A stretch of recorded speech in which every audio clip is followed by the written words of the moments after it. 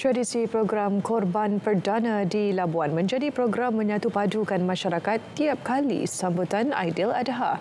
Berlangsung di Balai Raya Batu Manika, lebih 1,000 bungkusan daging korban diagih kepada asnaf. Jelas Ahli Majlis Tertinggi UMNO Malaysia merangkap Ketua UMNO bahagian Labuan, Datuk Muhammad Rafi Datuk Ali Hassan. Sebanyak 7 ekor lembu dikorbankan tahun ini. 2 ekor lembu disumbangkan kepada anggota polis dan anggota tentera udara di Raja Malaysia TUDM Pangkalan Labuan, manakala 5 ekor lembu diagihkan pada program kali ini.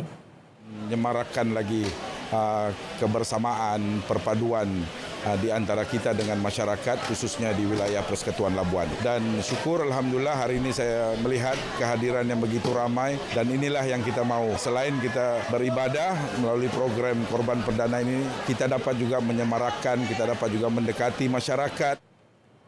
Silaturahim akuinya merupakan kekuatan masyarakat di pulau ini. Bukan sahaja hubungan baik kepada sesama ahli parti dan masyarakat, tetapi juga pemimpin-pemimpin parti komponen kerajaan perpaduan yang lain.